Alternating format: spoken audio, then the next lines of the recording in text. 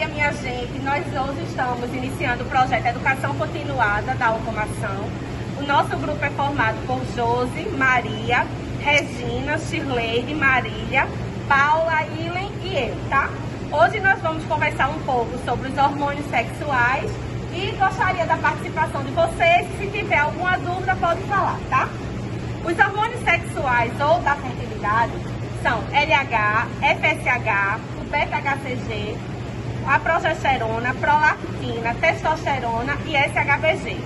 A gente vai dizer superficialmente como cada um é encontrado, qual a importância tanto para a mulher como para o homem e por que é que a gente precisa de uma diluição, uma repetição ou não, tá? O primeiro, ele avalia a função do ovário e também monitora o desenvolvimento folicular durante uma gravidez assistida. O que é uma gravidez assistida? É aquela que a mulher precisa fazer um tratamento prévio para poder engravidar. Sua função primária é estimular o crescimento dos órgãos do sexo feminino. Então, quais são os sintomas clínicos mais presentes em mulheres? Ele vai dar alta em caso de gestação ou de hiperfunção ovariana. E ele é normalmente baixo em mulheres com menopausa, em mulheres com hipofunção ovariana ou em crianças antes da menarca, tá? Os sintomas clínicos no homem. Ele é considerado normal quando está baixo e se ele estiver alto, ele é indicativo de ginecomastia, que é o crescimento das mamas. Então, quais são os interferentes que a gente pode ter nesses resultados? Além de icterícia, embólise e lipemia, alguns medicamentos podem dar interferência, tais como fulvestrant, que é um medicamento utilizado no tratamento de câncer de mama, tá? Dito isso, a gente vai liberar esse resultado com a diluição de até 3.000, que é uma diluição que já vem do aparelho. Clinicamente não é viável a gente fazer uma diluição maior do que isso, tá? Porque já é um valor elevado e o médico já vai conseguir dar uma clínica melhor para o paciente com esse resultado. A gonadotrofina coriônica humana, subunidade beta, ou como a gente conhece, o beta-HCG. Ele é sintetizado pelas células da placenta. Ele está envolvido na manutenção do corpo lúteo durante a gravidez. A gente vai ter um aumento exponencial entre 8 e 10 semanas após o último ciclo menstrual e ele começa o decaimento a partir da 12ª semana após a fecundação. Então, quais são os sintomas clínicos que a gente encontra com esse exame? Ele vai dar alto em gestação, em abortos recentes, já que o corpo continua liberando o exame até entender que não existe mais a gestação, e em gravidez ectópica, tá? E o valor considerado normal é baixo. Isso em mulheres. No homem, quando tem, o normal é que seja baixo. Mas se ele deu algum valor, independente se alto ou não, ele pode indicar o câncer de testículo. Mas como ele é muito inespecífico para o homem, ele não deve ser tratado como, ele deve ser tratado como indicativo, junto com outros exames, tá? Quais são os interferentes para esse exame? Algumas drogas, que podem dar reação cruzada, uma alta quantidade de proteína circulante no soro humano, como é o caso do fator reumatoide, e icterícia, hemólise e lipemia. Como é o exame que é utilizado para monitoramento de gestação, é interessante que o valor liberado seja obtido até o máximo de diluição, se for o caso, tá? Não deve ser considerado sozinho na clínica do paciente. Apesar da gente diluir o exame para liberar com o valor total, ele não é indicativo de semana de gestação. A semana de gestação tem que ser através da ultrassonografia, mas por conta de alguns tratamentos utilizados para a gestação, é interessante que o valor liberado seja o valor exato do exame. É por isso que a gente dilui ele, tá? O hormônio folículo estimulante, que é o FSH, ele é secretado pela glândula pituitária e está diretamente ligado ao equilíbrio dos órgãos reprodutores, tanto masculino como feminino. A gente vai ver que ele tem uma ação muito próxima do LH, porque eles agem juntos para iniciar o ciclo de ovulação.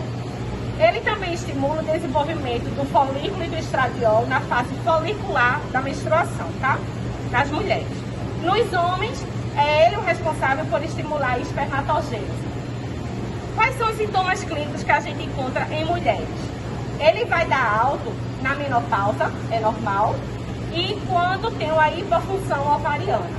E ele vai dar baixo em hiperfunção ovariana, ovários policísticos e em crianças antes de iniciar a menstruação, tá? Quando a gente diz hipofunção, hiperfunção ovariana, a gente está tratando de mulheres relativamente normais em período fértil, tá? Só lembrando. E quais são os sintomas clínicos em homens? Ele vai dar alto quando tiver uma indicação de hipogonadismo primário, que é uma deficiência de produção de testosterona. E vai ser baixo quando for um hipergonadismo, que é uma produção excessiva de testosterona que pode indicar infertilidade, tá? Só lembrando mais uma vez, ele sozinho é apenas um indicativo. Então, é um caminho que o médico vai seguir para solicitar os demais exames, tá? Alguns interferentes, icterícia, hemólise e lipemia. E por ser um exame indicativo, ele não necessita de uma diluição para a liberação. Porque o interessante é que ele esteja dentro da faixa normal. Houve alteração, para o médico é clinicamente irrelevante o quão alterado isso vai estar. Ele vai ter que baixar, tá? O LH, que é o hormônio luteinizante. Ele é secretado pela glândula pituitária e está diretamente ligado ao equilíbrio dos órgãos reprodutores, tanto masculino como feminino. Em mulheres, ele vai estimular o desenvolvimento do folículo e do estradiol na fase folicular da menstruação. Ele vai agir junto com o FSH para iniciar a ovulação. Ele vai estimular a formação do corpo lúteo após a ovulação. E ele também vai estimular a produção de progesterona durante a fase lútea. Nos homens, ele vai estimular a secreção de testosterona, tá? Então, quais são os sintomas clínicos que a gente vai encontrar nessas alterações? O LH pode estar alto em casos de hipofunção ovariana, ovário policístico ou em menopausa. Menopausa é considerado normal que essa alteração aconteça, tá? E ele vai dar baixo no caso de hiperfunção ovariana ou em crianças antes da primeira menstruação, que é a menarca. Os sintomas clínicos nos homens, ele vai dar alto em caso do hipogonadismo primário, que é a deficiência de testosterona, como já dissemos, e vai dar baixo em caso de hipergonadismo, que é a produção excessiva de testosterona. Quais são os interferentes? Algumas medicações, icterícia, hemólise, lipemia. Como ele também é um hormônio de indicação, junto com o FSH, a diluição é clinicamente irrelevante. O ideal é que ele esteja dentro da normalidade, tá? Progesterona. A progesterona, junto com os outros exames, ela regula as funções do trato reprodutivo durante o ciclo menstrual. Ela é vital na manutenção da gravidez. Uma vez que ela é vital para esta manutenção, é de extrema importância que o resultado liberado seja um resultado exato, independente da diluição que seja necessária para isso, tá? Então, quais são as principais fontes? O corpo lúteo e a placenta. Durante a gravidez, ela vai se elevar até o 3º trimestre de gestação, que é quando ocorre o pico dela, tá? Quais são os sintomas clínicos em mulheres? Ele só vai dar alto em gravidez. E quando ele está muito baixo, onde é que é normal? Geralmente, crianças e menopausadas, pode dar baixo. Quando é a normalidade, ele pode ser indicativo de infertilidade e pode também causar abortos instantâneos precoces. Daí a importância da ingestão de progesterona em mulheres assim que descobrem que estão grávidas, tá? Então, é interessante falar também que o uso de anticoncepcionais orais suprimem o nível de progesterona. Quais são os interferentes? Icterícia, lipemia, hemólise, algumas medicações, principalmente o DEA. Então, pacientes que estão fazendo tratamento com o uso de DEA vai dar interferente na dosagem da progesterona, tá? Só lembrando, é um dos hormônios que é indispensável a diluição para que o resultado seja o exato. Prolactina. Ela é sintetizada na placenta e está presente no líquido amniótico. Ela também inicia e mantém a lactação em mulheres. E as principais fontes são o corpo lúteo e a placenta. Durante Durante a gravidez, ela vai se elevar até alcançar seu pico no terceiro trimestre. Então, daí a importância da diluição do resultado da prolactina. E é importante frisar também que numa mulher lactante, é muito normal que o valor dela altere em até 10, 15 vezes do valor normal, tá? Sem problema. Alguns estudos indicam que também pode ter uma alta de prolactina, não nesses valores, em mulheres que fazem exercício físico, estressadas e que possuem alguma alteração do sono. Só que, se você não faz parte de nenhum desses grupos citados, a prolactina também pode ser um indicativo de infertilidade. Daí a importância da dosagem e monitoramento dela, tá? Alguns sintomas clínicos nos homens, se ela der alto, é o hipogonadismo, que é a deficiência de testosterona. Daí a importância da prolactina ser sempre repetida quando for solicitada por uma dosagem masculina, tá? Ela também pode ser indicativa de elevação de uma falha renal ou de hipotireoidismo. Então, assim, isso só reforça a ideia de que ela sozinha indica, mas não diz. É muito importante a clínica ser realizada com todos os outros exames, tá? Quais são as interferências? Ela vai alterar na gravidez, ela vai alterar na lactação. Alguns anticoncepcionais também alteram a dosagem de prolactina, além da icterícia, hemólise e lipemia. Só lembrando mais uma vez a importância da diluição da prolactina. Ela precisa sair com o resultado exato do laboratório, tá? Testosterona.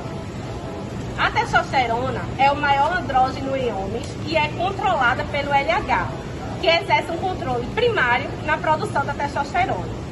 Em homens, ela estimula o crescimento dos órgãos sexuais externos, além do crescimento de pelos como barba, axila, peitoral, perna, né, tem muito, pubianos e o desenvolvimento muscular. Como ela está presente em maior quantidade em homens, daí o corpo do homem ser visualmente maior do que os das mulheres, tá? Quais são alguns sintomas clínicos em homem? Quando ela dá baixa, podem indicar um hipergonadismo, uma falha testicular, doenças renais ou hepáticas. No entanto, é importante lembrar que ela normalmente vai ser baixa em homens de idade em pré-puberdade, crianças, em adultos maiores de 60 anos. É muito normal encontrar testosterona baixa, tá? E ela vai dar alta sempre que estiver tendo um tratamento hormonal. Atualmente, alguns estudos também indicam o pessoal que malha, eles estão fazendo, como é? Administração de testosterona. De testosterona e de suplemento alimentar. O suplemento alimentar, alguns têm testosterona, então daí vai ser essa alta, principalmente vista em mulheres. A gente tem muito uma alta de testosterona em mulheres. Qual é a diferença? Quando ela vem em homem, como normalmente ele já tem a testosterona alta, ela vai dar um pico muito alto. Em mulheres, ela vai dar um pico com relação ao valor de referência, mas ainda assim vai ser um pouco alterada, tá? É normal que mulheres tenham valores baixos de testosterona, independente da idade. E alguns sintomas clínicos em mulheres seriam, se der muito alto e não estiver encaixada dentro do perfil de exercício físico, seria uma síndrome do ovário policístico, pode indicar infertilidade, amenorreia e obesidade. Ela seria baixa normalmente em crianças e mulheres menopausadas. Só lembrando, o resultado da testosterona não pode ser interpretado isoladamente. Como todos os outros hormônios, ele é um indicativo que vai guiar para os outros exames, tá? Quais são os interferentes? Além de icterícia, hemólise e lipemia. Pacientes que fazem tratamento com o uso de biotina, agora uma dosagem elevada de biotina, pode dar interferência na dosagem de testosterona. Daí a importância de, na hora da consulta, você avisar o médico, porque não necessariamente você vai estar com algum problema. Possa ser que a biotina esteja interferindo na dosagem, tá? É um exame que é de extrema importância a diluição do resultado, principalmente em homens. Por fim, não menos importante, o SHBG. O SHBG é um hormônio que é sintetizado pelo fígado. Ele possui uma concentração muito maior em mulheres do que nos homens, por conta dos estrogênios. Ele é extremamente elevado na gravidez ou após a administração de estrogênios.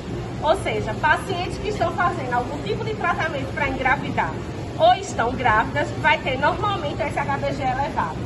No caso das grávidas, quanto maior o tempo de gravidez, maior vai estar levando o SHBG, tá? Quais são alguns sintomas clínicos? Nas mulheres, se ele for baixo, então pode ser um indicativo de ovário policístico, acne vulgar, que é essa acne normal que a gente tem sem nenhum problema grave, e hirsutismo, que é o aumento de pelos em mulheres. Hirsutismo também vai estar ligado ao aumento da testosterona, tá? Então, leva a testosterona e abaixa o SHBG, indiretamente proporcional. Ela pode dar alta, como eu já disse, na gravidez, em alguns casos de hipertireoidismo e em cirrose hepática. Então, quais são os interferentes para ele? Como a testosterona, uma dose elevada de biotina, uma icterícia, hemólise e lipemia.